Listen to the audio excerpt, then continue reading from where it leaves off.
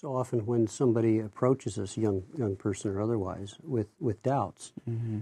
And it has the courage to express those, we respond with defensiveness Yeah. and with authoritarianism, with you'd better not doubt your faith, and you're in danger of something, Mm-hmm. of losing your faith or whatever.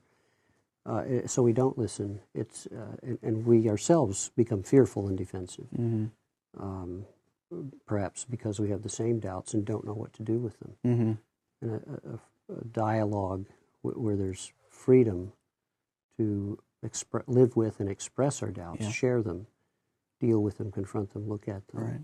consider them, would be a nice, healthy environment. Right. Yeah. Yeah, and I think we often are afraid of doubt because because we're afraid, and our fear really is fear of death. I mean that it will feel like death if our kids aren't good kids, or if they deny their faith. But what's so interesting and paradoxical, and maybe disobedient about such a stance, is that the Christian commitment is a God who meets us in death. So, and there's a freedom in that. There's a freedom that we need not be afraid of death because God has overcome death with life. So we don't have to fear our children doubting our faith. And actually, their doubt of our faith is an invitation to share deeply in their lives and to share deeply in the activity of God in a certain way, to yearn for God, to seek God. But I think we fear death, and because we fear death, we fear them doubting. And instead of recognizing that God has overcome death, and there's great freedom in discipleship to not fear death. That's a great line of The Cost of Discipleship when Bonhoeffer opens it up in the first few pages when he says, when Jesus Christ calls a person, he calls the person to come and die. And we often usually think of that as like a football coach on a Friday night high school football game where the football coach says, we're going to go out there and we're going to kill those guys this week. The players, of course, they know that the coach doesn't mean that they're literally going to go out and kill them. They don't take guns out onto the field. It's rhetoric that's supposed to motivate certain action. And we tend to think that when Bonhoeffer says that, or when Jesus says, "Take up your cross and follow me," that it's a pep rally, that it's just to get us motivated to live the Christian life. But I think in a real way, that's exactly the call. That if you are going to follow Jesus, that you have to come and die. That you have to come and face the death inside you, the death inside the world, and seek for God in that death.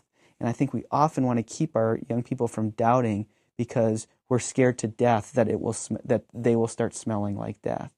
Instead of saying, well, if I can hold them and we can together look at and face death, whatever that might be, their doubting of their faith or their certain struggles or their depression, that we can, in a faith and hope, trust in God in the midst of this. For our God is a God who brings life out of death. Our God is a God who enters deeply into death.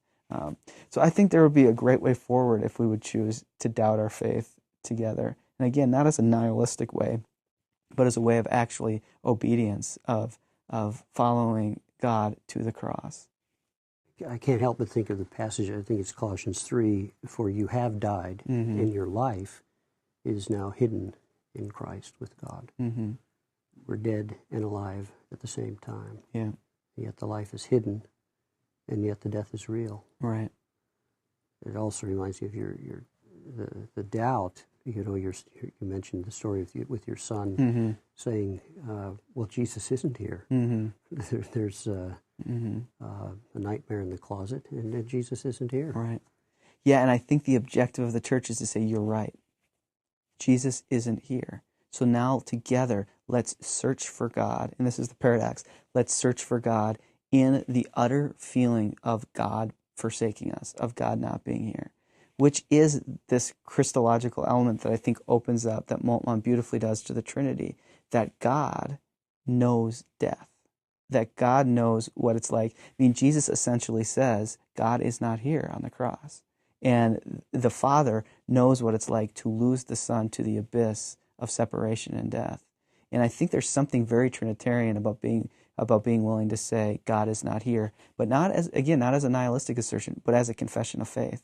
God is not here as a confession of faith that says, I will now search for God in this place where God cannot be found. because this God who cannot be found, this God who I can't find out, is the God who is often not found in certain places, like in a barren womb of Sarah, or in a people under years and years of oppression in Egypt, in the virgin womb of a 15-year-old girl in a God-forsaken place called Galilee.